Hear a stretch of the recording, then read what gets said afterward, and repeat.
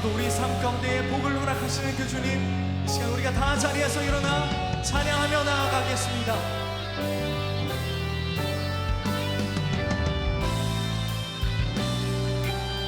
만복의 근원 하나님,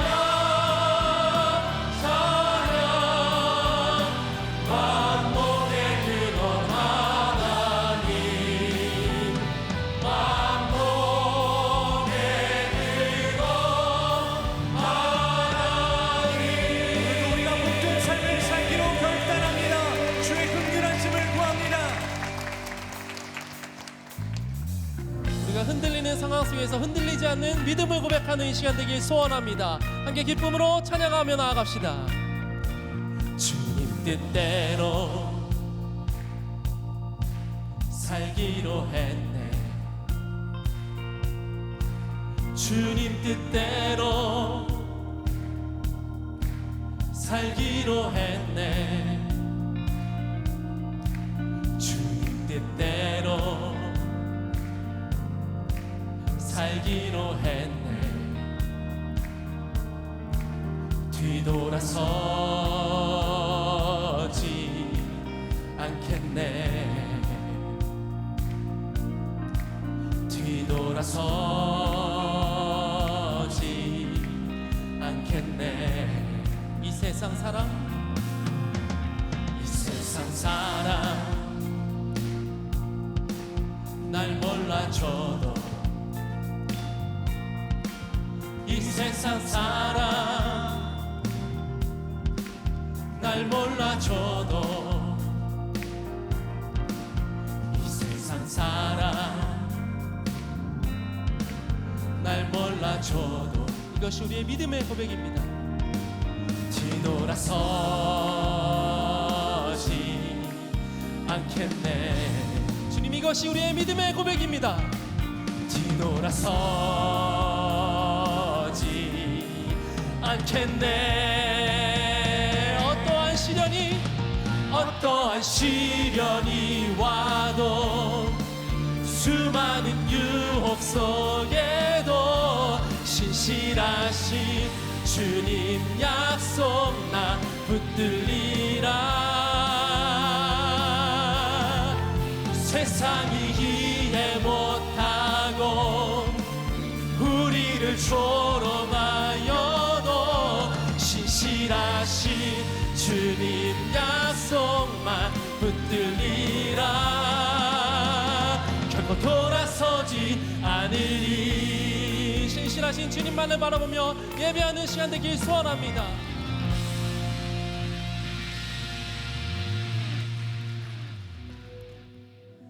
시간 우리 원하고 바라고 기도합니다. 이 나라를 위해 중보하고 긍휼한 마음 달라고 우리 함께 찬양하겠습니다. 이 세상을 살아가는 동안에 나의 힘을 의지할 수 없으니, 기도하고 낙심하지 말 것을 주께서 참 소망이 되시니라. 이 세상을 살아가는 동안에 나의 힘을 의지할 피할 수 없으니 기도하고 낙심하지 말 것을 주께서 참 소망이 되심이라. 하나님의 꿈이 나의 비전이 되고 예수님의 성품이 나의 인격이 되고 성령님의 권능이 나의 능력이 되길 원하고 바라고 기도합니다. 기도하시겠습니다. 아버지가 자식을 긍휼히 여김같이 여호와께서는 자기를 경외하는 자를 긍휼히 여기시나니 이는 그가 우리의 체질을 아시며 우리가 단지 먼지뿐임을 기억하심이로다. 인생이란 여정 가운데서 우리가 주름이 하나씩 깊어져 갈 때 깨닫는 것은 왜 그때 긍휼함으로 나의 이웃을 품고 사랑하지 못하였는가 하는 아쉬움과 후회입니다. 그러나 오늘 여기 모인 주의 백성들이 주저앉을 때마다 일어나라 내가 새 힘을 주리니 일어나 걸어라 말씀하심으로 힘을 얻어 돌아가게 하여 주옵소서. 오늘 말씀으로 위로하실 주님, 우리가 어찌할 도리가 없는 일들로 온 나라가 괴로움을 당하였으니 하늘에서 굽어 살피시는 주여, 이 나라가 잘 이기고 견딜 지혜를 우리에게 내려 주옵소서. 교회에 많은 제재가 가해질수록 그만큼 믿는 자들이 이 나라에 큰 영향력을 가지고 있구나 깨닫게 됩니다. 여기까지 이 나라를 지키시고 인도하여 세워주신 주님, 시대마다 주님의 도구와 같은 이들을 통해서 이 나라가 자유를 얻은 것처럼 이 시대에 믿는 자들이 민족에 대한 긍휼함을 갖고 기도하게 하여 주옵소서. 밖에 하는 자들을 향하여 저들이 하는 일들을 알지 못하니 용서하여 주시길 구하였던 주님처럼 말로만이 아닌 행함으로 용기를 내어 우리도 나라와 삶을 바라보며 긍휼함으로 중보하고 돕는 자 되도록 인도하여 주옵소서. 우리가 살아가는 이 궁극적인 가치가 오염되지 않도록 주 하나님이여 붙잡아 주시옵소서. 이 모든 말씀 예수 그리스도의 이름으로 간절히 기도드립니다. 아멘. 오늘 우리에게 주시는 하나님의 말씀은 마태복음 5장 7절입니다. 마태복음 5장 7절입니다. 긍휼히 여기는 자는 복이 있나니 그들이 긍휼히 여김을 받을 것임이요 이는 살아계신 하나님의 말씀입니다. 아멘.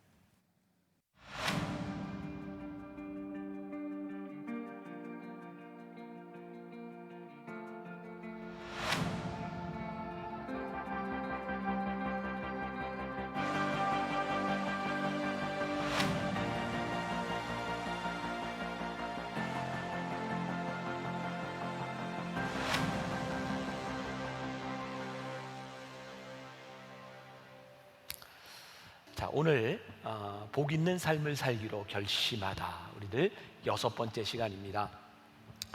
복으로는 벌써 5번째 복이 되었고요. 오늘은 긍휼히 여기는 자는 복이 있다, 이 말씀을 함께 나누려고 합니다. 말씀을 이렇게 한 주 한 주 묵상하고 지나가다 보니까 이 말씀이 이런 의미가 있구나 라고 하는 것을 새롭게 깨닫게 되는 부분들도 있습니다. 모르겠어요. 예수님이 이런 의도로 말씀을 하셨는지 모르겠지만 저에게 또 하나 깨달아지는 것이 있어요. 지난주까지 4개의 복에 대한 말씀을 나눴어요. 첫 번째, 마음이 가난한 자. 두 번째, 애통하는 자. 세 번째, 온유한 자. 네 번째, 의에 줄이고 목마른 자. 모르는 사람은 그냥 끄덕끄덕이라고도 해주세요. 이 4가지를 가만히 보니까 이 4가지의 복은 우리들의 내적인 부분에 나와 관계된 내 내면의 삶에 대한 문제구나. 그런데 이제 오늘부터 시작하는 4개의 복은 가만히 보니까 내적인 나에게서 타인에게로 향하고 있는 복이라는 것을 깨닫게 됩니다. 오늘 긍휼히 여기는 자는 복이 있나니 이것이 누군가를 향한 긍휼의 마음인 것을 우리들이 보게 됩니다. 이 긍휼의 복 역시 우리들의 삶의 태도, 우리의 생각이 바뀌어지지 않으면 이 세상에서 그렇게 복으로 느껴지지 않을 것 같아요. 세상 사람들은 우리들에게 뭐라고 얘기합니다. 그렇게 마음이 쉽게 흔들려서는 안 돼. 누군가를 긍휼히 여긴다고 하는 그런 마음들 때문에 우리는 때때로 사기를 당하기도 해요. 마음의 상처를 입기도 합니다. 쉽게 속는 사람 세상에서 복되다고 여기지 않습니다. 그런데 오늘 예수님은 우리들에게 이렇게 말씀하세요. 긍휼히 여기는 자는 복이 있다. 유진 피터스는 메시지 성경에서 이 부분을 이렇게 표현하고 있습니다. 영어로 되어 있는데 보셨죠? 네, 무슨 의미인가? 우리들이 누군가를 긍휼히 여길 때 우리들이 하나님께 긍휼을 받고 있구나, 이것을 느끼는 것이 복이라는 거예요.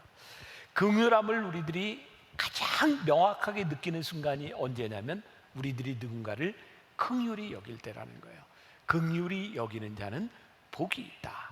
제가 오늘 이 말씀을 가지고 우리 묵상팀들과 함께 이제 나누는 이야기 가운데 한 분이 이런 이야기를 했어요. 이분은 누군가에게 나누어주고 베푸는 일을 잘 하던 분입니다. 그런데 사람들이 계속 이게 도와달라는 이야기를 할 때 이분에게 투정이 생겼대요. 하나님, 저도 이제 고만 돕고 편안하게 살고 싶어요. 그리고 진짜 힘든 건 내가 계속 도와줘도 그 사람들이 고맙다고 여기지 않는 것 때문에 마음이 참 힘들어요. 근데 하나님께서 쉽게 응답을 해주시더래요. 그래? 좋다. 그러면 이제부터 너는 그만 주는 자가 되고 받는 자가 되면 되겠구나. 그 순간 이분이 하나님께 바로 기도했대요. 아니에요, 하나님. 제가 했던 거 없던 걸로 하겠습니다. 제가 만다교회 목회를 하면서 저도 이제 간혹 당황스러운 일을 경험합니다. 예배를 마치고 났는데 알지도 못하는 분이 계속해서 저를 따라오면서 도와달라는 이야기를 해요. 긍휼히 여겨달라는 이야기를 합니다. 힘들어요. 그러나 때로는 죄송합니다, 짜증이 나고 힘들기도 한데 우리들이 누군가에게 가서 나를 도와주세요 하는 사람이 되는 것보다 누군가 나에게 도와달라고 하는 인생을 사는 것 자체가 하나님 앞에 우리들이 복을 받은 사람이 아닌가. 여러분들 중에는 여러분들 가정에 누구나 어떤 가정에든 그런 십자가 아픔들이 있어요. 꼭 그 한 사람 때문에 모든 가족의 사람들이 힘들어하게 되고 그 사람을 돕는 것 때문에 어려워하는 가정들을 봅니다. 그래서 우리들에게 불평이 생기기도 하죠. 근데 가만히 생각해 보면 누군가 도움을 받아야 되는 그 사람이 아니라 내가 힘들지만 그 사람을 도와야 되는 위치에 있다고 하는 것이 우리들에게 얼마나 큰 복이겠습니까?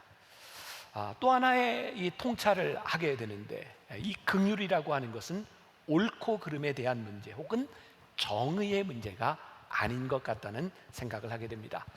존 메가더 목사님의 팔복이라고 하는 책에 보면 긍휼, 용서, 사랑 그리고 공의의 관계에 대한 부분들을 이야기하고 있어요. 먼저 긍휼과 용서에 대한 부분에서 이렇게 이야기하고 있는데, 제가 한번 읽어드릴게요. 긍휼은 용서 뒤에 있다. 긍휼과 용서는 단짝이다. 우리는 용서로 표현되지 않는 긍휼을 생각할 수 없으며 긍휼에서 근원하지 않는 용서도 생각할 수 없다. 그러나 용서는 긍휼의 유일한 표현은 아니다. 긍휼은 용서보다 훨씬 더 큰 개념이며 용서는 긍휼의 한 행동이다. 네, 수준이 지난 예배 시간보다 훨씬 난 것 같아요. 긍휼은 용서보다 훨씬 더 큰 거예요. 우리들이 긍휼히 여기기 때문에 용서라고 하는 행동이 나오는 거죠. 여러분, 우리들이 살아간 우리들의 삶에서 누군가를 용서할 수 있다는 게 큰 축복이죠. 용서는 또 다른 긍휼을 낳고 긍휼이 선순환되는 것이 우리의 인생에 얼마나 큰 축복이겠어요. 그런데 이 긍휼이 나에게서 근원하고 있는 것이 아니라 하나님과 관계된 것이라는 거예요. 혹시 우리들의 삶에 우리들이 살아가면서 긍휼한 마음을 잃어버렸다면 어쩌면 우리와 하나님 사이의 관계가 끊어졌는지 몰라요. 긍휼한 마음이 드는 것, 그것이 우리들에게 큰 축복이고 긍휼한 마음이 드는 것, 그것이 하나님과 우리들 사이의 관계가 계속되고 있다는 것, 이것이 우리들에게 참 큰 축복이다. 제가 긍휼은 옳고 그름 흑백의 논리로 이야기할 수 있는 것이 아니다라는 말씀을 드렸어요. 제가 이 말씀 설교를 1년 훨씬 전에 이렇게 써놓았던 글인데, 야, 하나님이 이때에 이런 말씀을 미리 준비시키셨구나 하는 생각이 듭니다. 우리 역사에서 가장 아픈 것 중에 하나가 일제강점기를 지나갔던 우리들의 모습이죠. 그 시기를 지나가면서 친일, 반일, 그것들이 우리의 역사 속에 큰 상처로 남아 있어요. 우리가 잘 알고 있는 윤동주 시인을 우리가 민족 시인이라고 이야기를 하죠. 신사참배를 거부하고 학교를 그만두고 만주로 갔던 사람입니다. 실제로 이런 독립운동을 하던 많은 사람들이 신사참배 때문에 학교를 그만둔 경우들이 많이 있어요. 여러분들 백세를 살아보니의 주인공 김영석 교수를 아시죠? 그분의 글에 이런 이야기가 있더라고요. 이분이 평양의 숭실학교를 다닐 때였답니다. 당시 교장 선생님이었던 선생님과 교사들이 신사참배 문제를 가지고 반대할 것이냐 말 것이냐 기로에 서게 되었대요. 그런데 그 당시에 기독교 지도자들 500명이 모여서 우리 한국 학생들이 신사참배를 하는 학교가 문을 닫아야 되는데, 그러면 일본 사람들에게서 교육을 받아야 되는 거죠. 민족학교가 문을 닫느냐 마느냐 하는 상황 가운데서 신사참배를 하느냐 마느냐, 그런 기로에 서게 된 거예요. 어느 날 조회 시간에 신사참배하는 날이 다가왔고, 교장 선생님 맨 앞에, 그리고 뒤에 선생님들이 섰고, 교장 선생님과 선생님은 머리를 숙였어요. 신사참배를 한 거죠. 그리고 김영석 교수님은 머리를 숙이고 고개를 드는 그 교장 선생님의 주름진 얼굴에 눈물이 흐르는 걸 보았어요. 신사참배를 거부하는 것보다 어쩌면 우리 학생들을 민족학교에서 교육시켜야 되는 것 때문에 고개를 숙였던 그 사람들의 아픔이 있는 거죠. 해방이 된 후에 우리나라는 큰 아픔을 겪습니다. 교회 안에서 재건파 장로교회 사람들은 신사참배를 하지 않은 분들이에요. 그들은 신사참배한 교회를 잘못됐다고, 그 교회에는 구원이 없다고, 그래서 교인들 사이에, 가족들 사이에도 문제들이 생기기 시작했어요.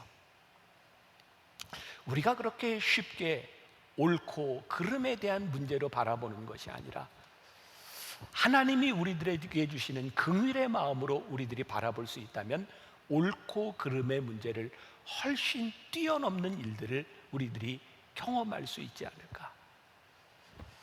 우리의 아픔은 계속 되고 있죠. 어쩌면 순교를 당했던 그 사람들보다 살아서 믿음을 지켜야 됐던 사람들의 아픔이 더 아픈 것은 아니었을까.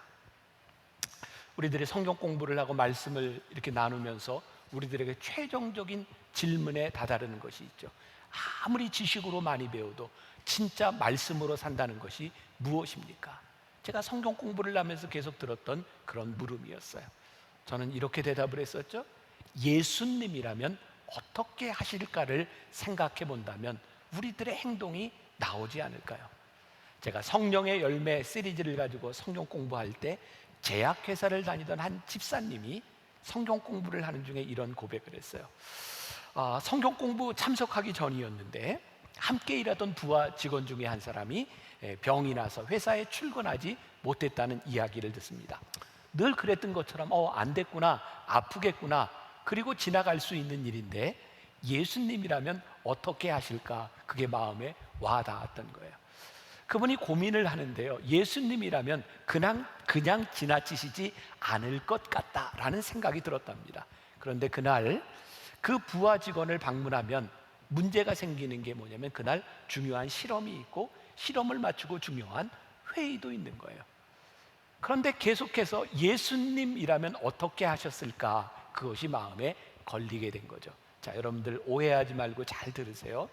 여러분들이 이 사회에서 생활하면서 늘 여러분들이 의무를 소홀히 해도 된다, 이런 것이 아니라 하나님께서 우리들에게 강하게 물으시는 때가 있습니다.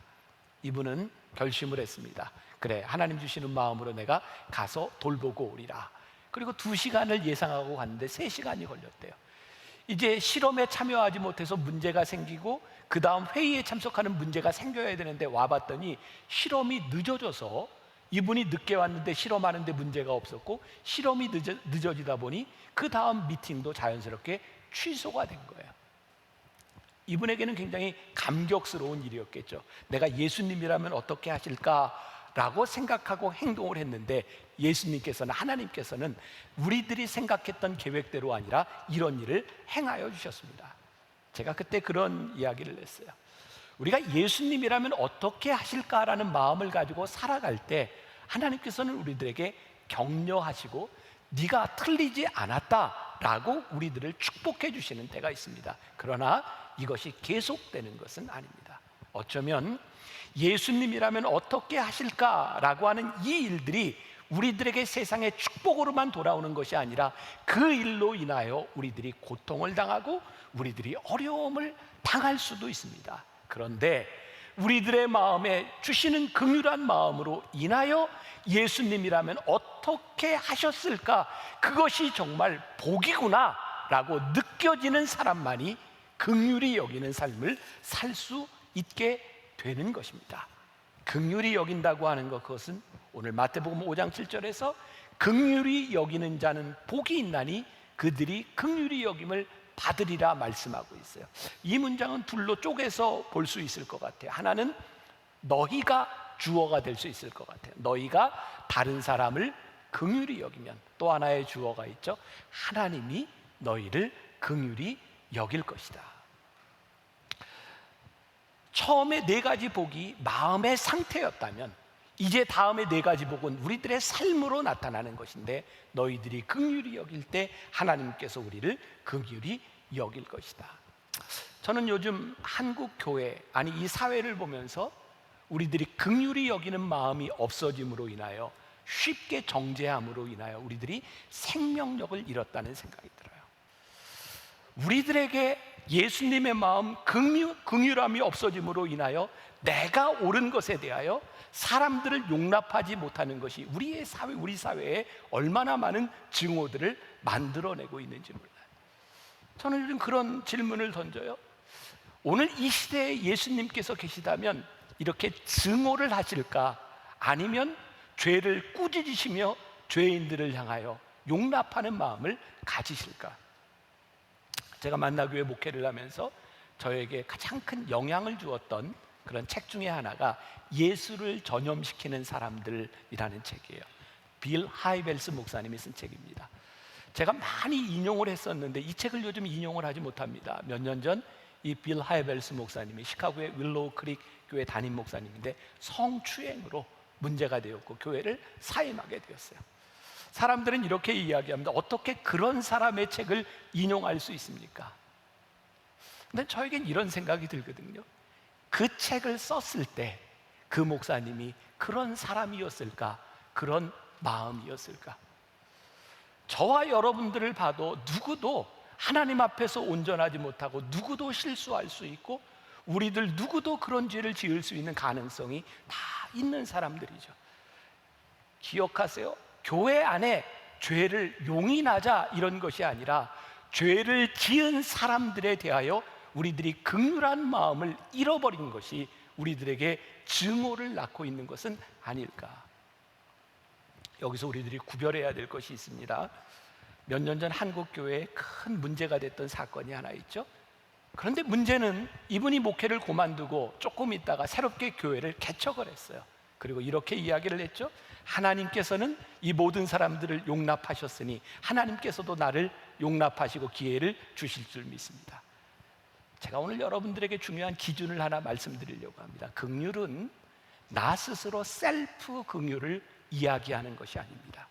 긍휼의 역사는 하나님의 마음으로 우리들이 긍휼히 여기고 그 사람들을 용납하고 기회를 주는 것이 긍휼이고 용납이지, 나 스스로 하나님이 나를 용서하시고 나에게 긍휼을 베풀어 주셨다고 그렇게 자신 있게 말하는 것이 긍휼은 아닌 것 같아요. 여러분 밀양이라고 하는 영화 보셨죠? 거기에 나오는 전도연이 힘들었던 게 뭐예요? 자기 자식이 죽었는데, 유괴해서 죽었는데 그 자식을 죽인 사람을 교회에 가서 기도하고 말씀으로 용서해야 되겠다고 하는 마음이 들어서 교도소에 찾아갔는데 자기 자식을 죽인 그 범인이 너무나 평온하게 하나님이 나를 용서해 주셨다고 할 때 이 여인이 견딜 수 없죠. 긍휼은요, 나 스스로 내가 긍휼히 여김을 받을 자격이 있어, 그래서 긍휼이 생기는 것이 아니라 내가 누군가를 긍휼히 여기고 누군가를 용납할 때 하나님께서 우리들에게 주시는 마음이에요. 긍휼히 여기는 자는 복이 있나니 긍휼히 여김을 받을 것이며. 예수를 전염시키는 사람들이라고 하는 책에 보면 그런 이야기가 나와요. 예수님께서 이 성경에서 유일하게 누가복음 15장에서 비유를 연달아 3개를 말씀하셨어요. 예수님께서 비유를 말씀하실 때는 비유에 대한 이유를 설명하시는데 누가복음 15장은 아무런 설명도 하지 않으시고 비유 3개를 연달아 말씀하세요. 어떤 비유? 첫 번째, 잃은 양 한 마리의 비유예요.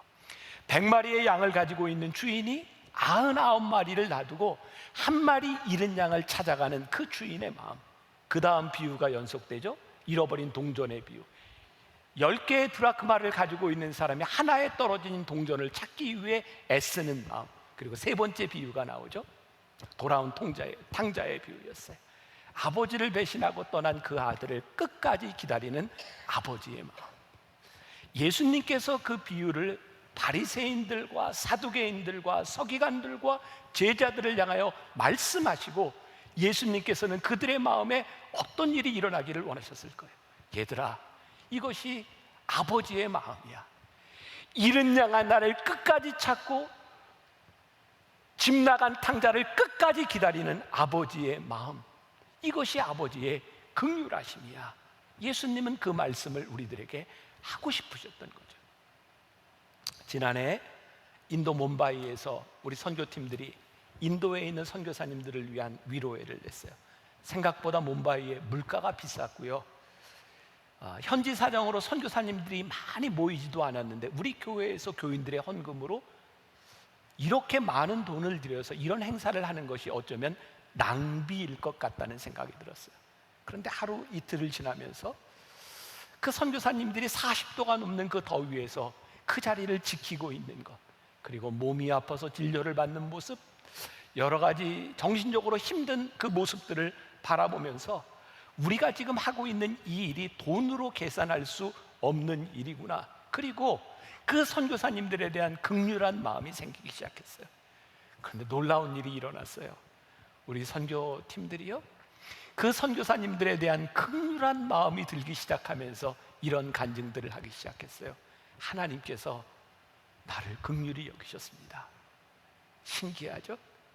그 선교사님들에 대한 긍휼함으로 눈물을 흘렸더니 나를 긍휼히 여기신 하나님으로 인하여 나에게 눈물이 나는 거예요. 2년 전이죠. 제가 태국에서도 우리 교인들과 함께 태국에 있는 선교사님들 위로회를 할 때에서 다 여러분들 한샘 치고 헌금으로 했던 일들입니다.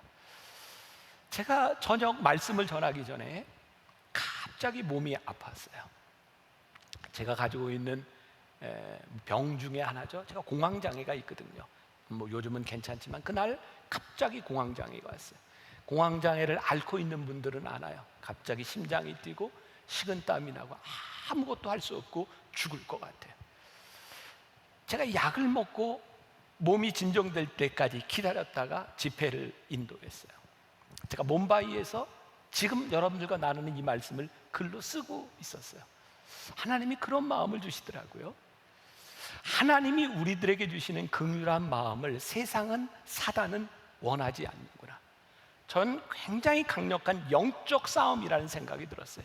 우리가 긍휼히 여기는 마음으로 긍휼히 여기는 행동을 하려고 할 때 사단은 결코 그것을 좋아하지 않는다는 거예요. 며칠 전에 제가 우연히 이렇게 검색을 하다 보니까 한 분이 그런 질문을 던졌더라고요. 분당에 이사 와서 이렇게 교회를 찾고 있는데 만나교회 가봤더니 굉장히 좋은데 그 교회를 등록하려고 하는데 한 가지 질문이 드는데 혹시 그 담임 목사님이 불치의 병은 아닌지. 아마 그분이 우리 교회에 방문했을 때 제가 몬바이 가기 전에는 또 이석이 굉장히 심해서 일주일 동안 병원에 있다 갔거든요. 아마 그 주에 왔었던 것 같아요. 제가 이제 어지러워서 설교를 하지 못했던데 제가 지금 공개적으로 얘기합니다. 저 불치의 병은 아니고요. 저는 목회를 하면서 제 몸이 아플 때 하나님께서 저에게 주시는 메시지가 분명히 있는 것 같아요. 우리가 누구를 긍휼히 여기고 하나님의 일을 한다고 하는 것들이 그렇게 쉬운 일이 아니지만 그 일들을 통해서 하나님께서 우리들에게 주시는 축복, 내가 너를 긍휼히 여기고 있다. 요한일서 4장 19절에 보니까 이런 말씀이 있습니다. 우리가 사랑함은 그가 먼저 우리를 사랑하셨습니다. 우리가 사랑함은 그가 먼저 우리를 사랑하셨습니다. 이걸 언제 느껴요? 우리가 사랑할 때 그가 우리를 먼저 사랑하셨음을 우리들이 느끼게 되는 거죠.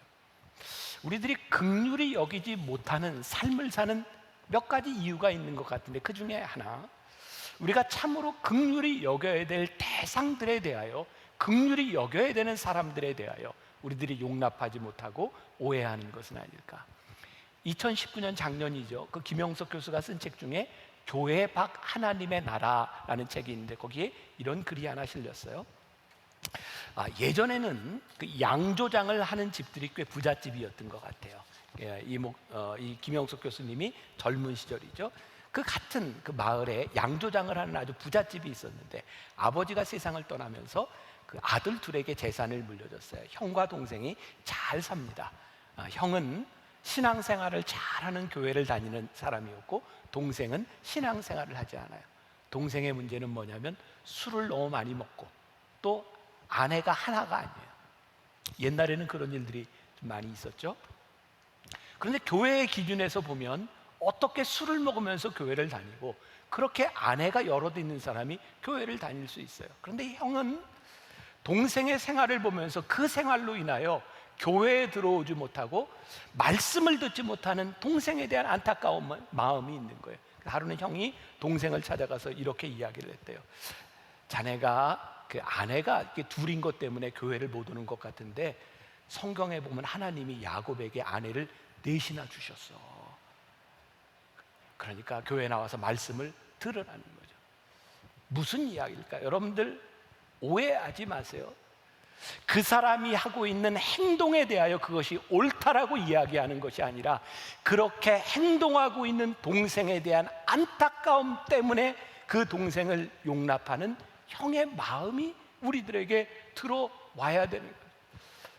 우리들이 마땅히 긍휼히 여겨야 될 사람들을 긍휼히 여기지 못하고 그것을 정죄하는 것으로 인하여 우리들이 죄를 짓고 있는 것, 긍휼을 잃어버리고 있는 것은 아닌가. 그래서 오늘 말씀의 결론입니다. 우리가 누군가를 긍휼히 여기기 위하여 우리들에게 필요한 것이 있는데, 어쩌면 우리의 생각을 꺾는 용기가 필요하다는 생각이 들어요. 저는 우리의 생각을 꺾을 수 있는 건 용기라고 생각해요. 우리들이 가지고 있는 옳고 그름에 대한 기준, 그것이 하나님의 긍휼하심 앞에서 꺾어지는 것, 이 용기가 우리들에게 필요한 것 같아요. 제가 좀 내추럴한 사람이다 보니까 그냥 속에 있는 이야기를 다 하죠. 혹시라도 또 이 이야기를 통해서 누군가 또 상처를 받을까 봐 염려가 되기는 하지만, 하나님께서 주신 마음이기 때문에 좀 나누려고 해요. 벌써 한참 됐어요. 우리 교회에서 2주 동안 하박국 말씀을 가지고 특별 새벽 기도회를 할 때였습니다. 제가 이렇게 말씀을 전하기 전에 앉아 있는데, 이렇게 찬양을 인도하던 우리 우미셸 전도사, 여러분들 아시죠? 우미셸 전도사가 이렇게 찬양을 하는데, 손을 들고 찬양하는데, 여기에 이렇게 이제 반창고 같은 걸 이렇게 두르고 찬양을 인도하고 있었어요. 이유는 이렇게 어린 시절 여기에 이제 문신을 했는데, 찬양하는 사람이 이렇게 문신한 것, 이것 때문에 혹시 문제가 되지 않을까, 그래서 이렇게 반창고처럼 이렇게 두르고 있었어요. 근데 저에게 하나님이 그런 마음 주셨어요. 저기에서 자유했으면 좋겠다. 그리고 문신을 했던 그것이 문제가 아니라, 이 문신한 손을 듣고도 찬양하는 것이 얼마나 복된 일인가. 그래서 제가 나와서 설교하기 전에 우미셸 전도사한테 자유해, 그리고 앞으로 이렇게 두르지 말고 그냥 찬양을 해, 그렇게 이야기를 했어요. 저는 그것이 하나님의 마음이라고 생각하고 그것이 옳은 것이라고 생각했는데, 우리 교인 중에 한 분이 그것 때문에 예배를 드리는데 힘든 거예요. 아무리 그래도 찬양을 하는데 문신을 한 그 찬양, 그것으로 인하여 혹시 내 자녀들이 나쁜 영향을 받지 않을까, 그게 걸린다는 거예요. 그분이 저에게 찾아왔어요. 목사님, 이것 좀 가리고 하면 안 되나요? 근데 제 마음속에 이런 생각이 있는 거죠. 예수님이라면 그렇게 안 하셨을 것 같아요. 자유하게 하셨을 것 같아요. 그것이 제가 생각하는 옳음인 거예요. 근데 하나님께서 이런 마음을 주시더라고요. 그래, 네가 옳을지 몰라. 그런데 너는 그 예배 시간에 마음이 걸리는 한 사람에 대한 긍휼한 마음이 너에게 없니? 내가 옳은 것에 대한 문제가 아니라 그 한 사람에 대한 그 마음이 너에게는 없니? 제가 지난주에 미셸 전도사 불렀어요. 미셸 전도사, 내가 찬양할 때 자유하라고 했는데 찬양하는데 그것 때문에 예배하는데 마음에 걸리는 사람이 있으니 다음부터 어떻게 좀 가려봐. 이렇게 반창고로 말고 뭘 좀 이렇게 칠하고 오든지. 저에게 그 말을 하는 것도 쉬운 일이 아니었고, 사역자의 길을 걷고 있는 사람에게도 쉬운 일은 아니었어요. 그런데 제 마음에, 그래, 내가 옳고 그름에 대한 문제를 주장하는 것보다 한 영혼과 한 사람에 대한 하나님의 마음이 들어와서 내 생각을 꺾는 것도 이게 은혜고 이것이 용기구나. 우리들에게 필요한 긍휼의 마음들, 그것은 어쩌면 내 뜻을 꺾는 용기겠다는 생각이 드는 거예요. 제가 군목 시절 마지막 1년을 대전 통합병원에서 근무를 했어요. 그 병원은 간염 전문 병원이었습니다. 간염으로 입원한 병사들이 반, 그 다음에 이게 대개 이제 척추나 이런 쪽에 다쳐서 입원한 사람들이 반. 근데 입는 환자복이 달라요. 간염 환자와 일반 환자. 제가 주일날 예배를 드리면 이쪽은 간염 환자들, 이쪽은 일반 환자들. 그게 뭐 큰 교회가 아니니까 꽉 차서 예배를 드려요. 그때 우리 아이들이 2살, 4살이었습니다. 군인들이 보기에 애들이 얼마나 귀엽겠어요? 예배를 마치고 나갈 때면 간염 환자들이 우리 애들을 만지는 거예요. 예쁘다고. 그거 참 쉽지 않더라고요, 그 마음이. 그리고 간염 환자들하고는 접촉을 하지 말아야 되니까 저도 그냥 이렇게 인사를 하는데 꼭 와서 악수를 해요. 그때 제가 읽고 있던 책이 있었어요. 데미안 신부에 대한 이야기였어요. 많이 들어보셨죠? 데미안 신부. 하와이 몰로카이의 섬에서 나병 환자들을 위해 선교했던 데미안 신부님. 데미안 신부가 나병 환자들을 위해 선교하려고 말씀을 전하려고 들어갔는데 나병 환자들이 마음을 열지 않습니다. 이유는 당신은 우리와 다른 사람이라는 거였어요. 그때부터 데미안 신부는 기도하죠. 하나님, 저에게 나병을 주세요. 그리고 하나님께서 그에게 나병을 주셨을 때 그때 사람들이 마음을 열기 시작합니다. 그 책이 저에게 큰 도전이 되었어요. 그래서 그때부터 제가 간염 환자들과 함께 같이 밥을 먹기 시작했어요. 같이 수저를 떠서 찌개를 먹고 같이 먹기 시작했어요. 저에게는 작은 용기였던 것 같아요. 우리가 긍휼히 여긴다고 하는 것은 때로는 내 뜻을 꺾는, 내 삶을 꺾어야 되는 용기가 필요한 것 같아요. 그런데요, 우리가 누군가를 긍휼히 여길 때 그것이 우리들에게 복된 이유가 누군가를 위하여 긍휼을 베풀 때 하나님이 나를 향해 긍휼을 베풀어 주셨구나, 그것을 우리들이 깨닫게 되는 거예요. 긍휼히 여기는 자는 복이 있나니 저희가 긍휼히 여김을 받을 것이며, 우리가 누군가를 긍휼히 여길 때, 긍휼을 베풀 때 나에게 베풀어 주시는 하나님의 은혜가 깨달아지는 축복, 여러분들에게 그 긍휼히 여기는 복이 임할 수 있기를 주님의 이름으로 간절히 축원합니다. 함께 찬양합시다.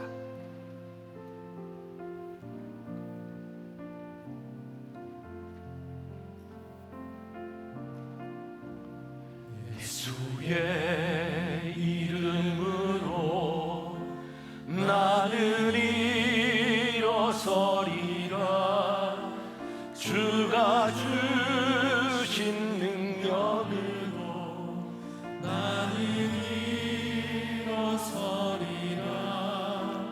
원수가 날 향해 와도 쓰러지지 않으리.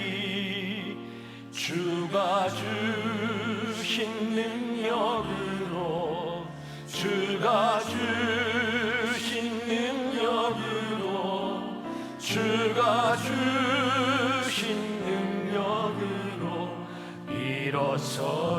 예수의 이름으로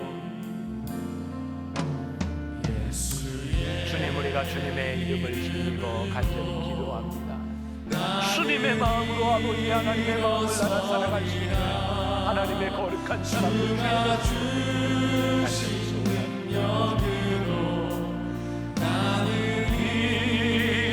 소원합니다.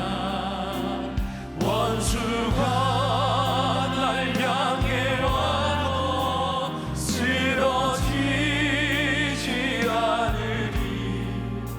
주가 주신 능력으로, 주가 주신 능력으로, 주가 주신 능력으로 일어서. 지금은 우리 주 예수 그리스도의 은혜와 하나님 아버지의 무한하신 사랑과 성령의 인도하심이, 긍휼히 여김이 우리의 인생의 복임을 선포하고 담대히 나가는 당신의 사랑하는 모든 백성들 위해 지금부터 영원까지 함께 하시기를 간절히 축원하옵나이다. 아멘.